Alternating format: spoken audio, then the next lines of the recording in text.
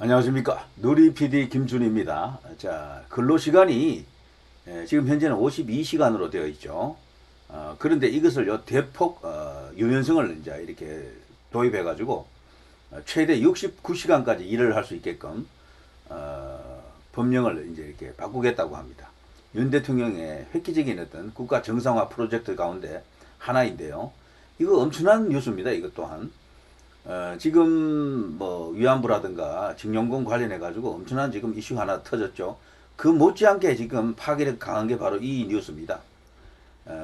저는 개인적으로 윤 대통령이 국정 정상화 로드맵을 이제 갖고 힘이 있을 때 대통령 임기 초반에 이런 거제 어젠다들을 이슈들을 의제들을 일부러 이렇게 던지고 있다고 봅니다. 그래서 조기에 이제 승부를 걸고 있는 거죠. 현 시점에서 가장 이제 중요한 것은 지지층 결집입니다. 지지율이 떨어지게 하면 안 돼요. 지지율이 30%대로 다시 내려가게 되면 이 힘을 잃습니다. 무조건 40%대 이제 고수를 해야 됩니다. 그러니까 지금 여론조사 기관에서 발표하는 그 수치로 조작이다 이런 말 할 거 없습니다. 무조건 거기서 40 넘어가야 됩니다. 안 그러면요, 이 국민의힘 안에서 벌써 이렇게 따라오질 않아요. 이 지지율로 모든 걸 다 말합니다. 우리나라 같은 이 정치 상황에서는 5년 단임 정권 아닙니까? 지지율 관리를 끊임없이 해야 됩니다. 끊임없이. 지지율 그런 거 신경 안 써. 나는 일만 할 거야. 이건 불가능합니다. 그거는 바로 그야말로 막장으로 들어갑니다. 그건 완전히 그냥 엉망이 돼요. 그렇게 되면은.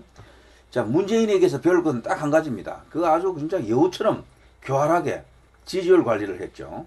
자, 그거는 일단은 우리도 그렇게 지지율 관리를 해야 됩니다. 40 이하로는 절대로 떨어지지 않게 하면은 무조건 윤 대통령이 완전히 이깁니다. 모든 것을 자신이 구성한 대로 끌고 갈 수가 있어요. 자, 지금 이 엄청난 뉴스인데요. 주 최대 69시간 일하고 충분한 휴식을 주겠다. 당연히 이거 멋진 제도입니다. 정말 아주 기가 막힌 제도인데, 자, 이러자 노동계가 반발하고 있습니다. 제가 69시간이라고 쳤더니 여기는 사용자 성인 인정 이런 게 나오네요. 원래 육구 자세 이런 말이 있죠. 그거하고 완전 다릅니다. 자, 주 52시간제 대대적 개편, 주 69시간 일하고 장기 휴가 가능해진다. 제 같으면 이거 완전 쌍수를 들어서 환영을 합니다. 사실 유연 근무제, 탄력 근무제 바로 이런 건데요. 일할 때 좀 왕창 일하고 놀 때 지금 왕창 놀고 이거 멋지지 않습니까? 그런데 어쨌거나 이건 이제 정쟁이 될 수밖에 없고, 이제 저들은 이걸 기회로 봐라, 말려 죽이려 그런다. 69시간이나 일을 시키고, 월급은 그대로 주고, 뭐 이런 식으로 나올 거예요. 이걸 이제 이 여론 선동, 여론과의 전쟁이 이제 시작된 건데, 이 프레임 싸움에서 과거처럼 일방적으로 당하지는 않습니다. 우파가 지금 많이 커졌어요. 특히 보수 이 지형 위에서 유튜브 하는 사람들이 많이 있는데요. 유튜브 기준으로는 우파가 보수 좌파들에게 지지 않습니다. 거의 대등한 전쟁을 벌일 수 있다 이 정도는 되고, 다만 제도권에서 조금, 특히 방송사 쪽에서 조금 말리죠. 지금 특히 KBS, MBC 이쪽이 아직도 알바키 상태라 저기를 빨리 이제 정상화를 시켜야 됩니다. 자, 이거 엄청난 뉴스. 지금 바뀌는 주 52시간, 주 69시간 허용, 뭐 이런 일반적인 뉴스는 이런데 말이죠. 이걸 갖고 지금 저들은 윤석열 대통령을 이제 공격하는 빌미로 삼고 있는데요. 당연할 겁니다. 예전부터도 윤석열 대통령이 후보 시절에도 이 노동 유연성에 대해서 탄력 근무제에 대해서 언급을 했었어요. 그때마다 저들이 엄청나게 지금 논란을 일으켰고, 특히 이 이슈에 가장 강하게 반응하는 세대가 2030입니다. 여기가 지금 취업을 앞두고 있거나 취업을 이미 해 있거나 하는 그런 어떤 현장 근무자들 아닙니까?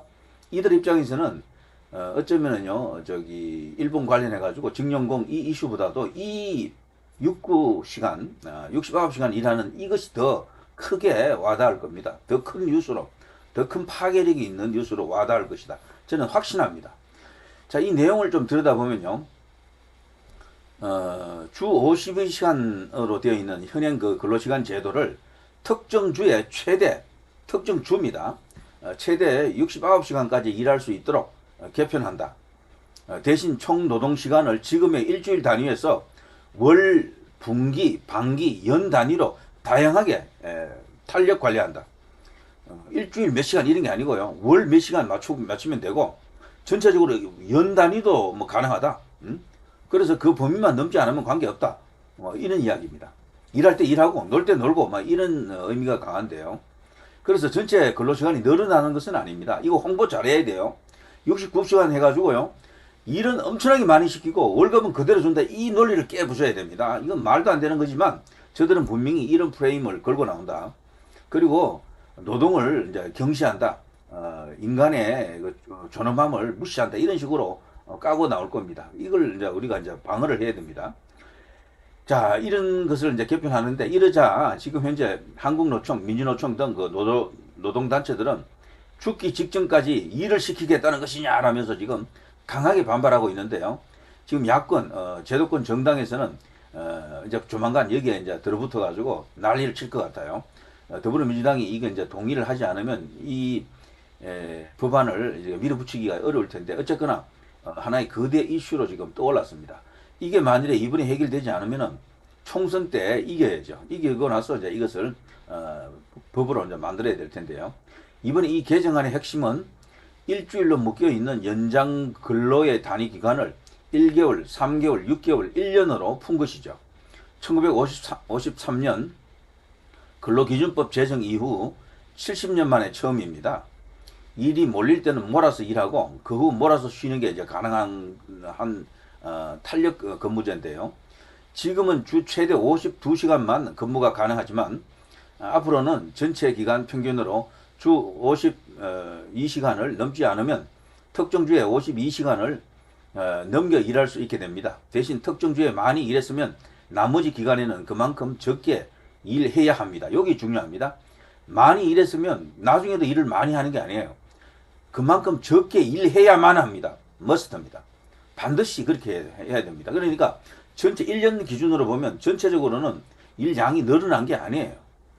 일을 그냥 몰아서 할 수 있다는 장점입니다. 오히려 더 노동자의 권리를 더 보강한 그런 제도로 볼 수 있는데 어쨌거나 이것을 우리 선동자라는 좌파들은 이걸 갖고 엄청나게 또 딴지를 걸겠죠.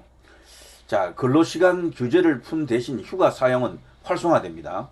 OECD 평균보다 연간 38.9일 많은 실제 근로시간 1928시간인데요. 이것을 줄이기 위한 조치입니다. 우선 야근 혹은 연장 근로한 시간을 모아서 휴가로 쓸 수 있는 근로시간 저축계좌제를 도입합니다. 기발한 아이디어입니다.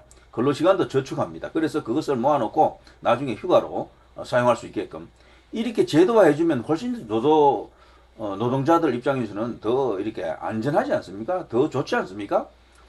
자, 지금은 전 업종에서 1개월로 제한되어 있는 선택 근로제를 이 적용 기간을 3개월로 확대하고요. 선택 근로제는 정해진 근로시간만 채우면 출퇴근을 근로자가 마음대로 할 수 있기 때문에 주 4일 근무도 가능해지는 제도입니다. 열심히 일했어요. 주 4일 근무하고 3일 쉬는 거예요. 저는 100% 이게 좋다고 봅니다. 저도 뭐 직장 생활을 30수년 했지만 그동안 항상 아쉬웠던 게 이 휴가 관련해가지고 유연하게 이렇게 내 마음대로 이렇게 하기가 어려운 그런 측면이 있거든요. 이 제도에 따르면 내가 언제쯤 되면 우리 가족들과 여행을 가야겠다. 한 보름 정도 필요하다. 그러기 위해서는 미리 일을 쫙 해놓고, 우리 가면 되잖아요. 얼마나 멋집니까, 이 제도가.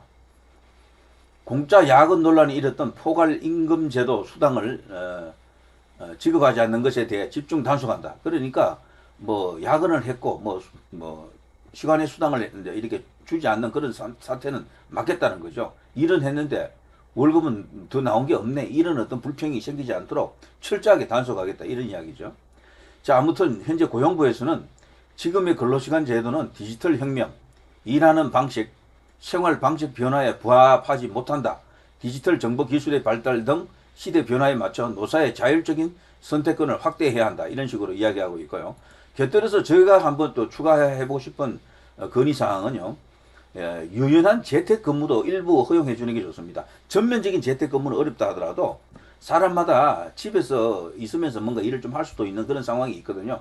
그것도 조금 이렇게 적용하게 되면 실제 노동계에서도 환영할 가능성이 큽니다. 당장 10대, 20대, 30대들 이렇게 이제 좀 소장층들은요 이런 재택근무 같은 이런 자율적인 나홀로 뭐 할 수 있는 걸 굉장히 좋아합니다. 굉장히 좋아해요. 우리 세대들은 지금의 50대 이상들은요 외국 여행 갈 때 누구 뭐 하고 같이 가지 않고 혼자 가는 것은 상상도 못 하지 않습니까? 상상도. 예전에 뭐 세계 일주한 김찬삼 뭐 같은 그런 인물은 몰라도 보통은 겁이 나서도 못 가요. 말도 잘 안 통하고 말 된다 해도 혼자 여행 가는 것은 도대체 이게 말이 안 된다고 여기는데, 그러나 지금은 10대, 20대들은 달라요. 혼자 가는 걸 더 좋아해요. 외국 여행도 혼자 간다니까? 그 정도로 지금요, 이런 어떤 노동 환경, 노동 그 어떤 패턴 자체도 많이 바뀌어 있고, 거기 현장 상황을 잘 이해를 해야 됩니다. 그래서 이번에 이렇게 도입된 이 제도를 잘만 홍보하면은 윤 대통령에게 거대한 정치적 동력이 될 수도 있습니다. 플러스 알파가 될 수도 있다는 거죠. 자, 이걸 놓고요. 지금 10대, 20대들이 모여있는 인터넷 커뮤니티에서는 아주 난리가 났습니다. 지금 저 일본 관련해서 그 뭐 김영공 그 이슈보다 이게 더 많아요. 훨씬 이게 압도적으로 많이 언급이 됩니다. 그 정도로 중요한 이게 뉴스가 될 수가 있는데, 그런데 지금 좌파 성향들은 계속 이걸 갖고 윤석열 대통령을 마치 혹사시키는 노예 그 상인 같은 악덕 업주 같은 그런 식으로 몰아가고 있어요. 일만 시키고 돈은 안 준다 이거죠. 근데 그건 완전히 아닌데 새빨간 날조인데, 그러자 이걸 보고요. 주로 직장인들이 모여서 자신들의 의견을 주고받는 그 블라인드라고 있습니다. 거기에 글 하나가 이제 올라왔던데요. 블라블라라는 필명을 가진 분인데, 제목이 주 69시간에 선동당하네 크크크 이렇습니다. 이걸 보면요, 여기 그래도 머리 좀 있는 애들 모인 것도 아님? 니네 지금도 52시간 52시간 채워서 일해? 52시간 안 넘게 일하던 애들은 69시간으로 늘어났다고 회사에서 갑자기 근무 시간을 늘릴 리가 없고, 이미 52시간 넘게 일하던 애들은 시간 제한이 69시간으로 늘어나건 말건 어차피 무시하고 일할 건데 뭔 상관. 심지어 69시간으로 늘어난다는 게 특정 주에는 69시간까지 근무할 수 이어지는 거고, 월 기준으로 기존과 동일한 기준이라는데, 월 기준뿐 아니고 연 기준으로도 동일합니다. 이걸 선동당해서 근무시간 늘어나네 미쳤네 이러는 건 진짜 개돼지 수준 아님? 이런 식으로 아주 직격탄을 때리고 있네요. 69시간, 69시간이 아니고 69시간 이렇게 읽어야 되겠죠. 69시간. 제가 순간 헷갈렸네. 69시간, 69시간 이런 식으로 자꾸 읽었는데요. 69시간. 저는 이거 적극 찬성합니다. 완전한 어떤 노동 해방을 가져올 수도 있는 획기적인 제안이다. 이런 생각이 듭니다.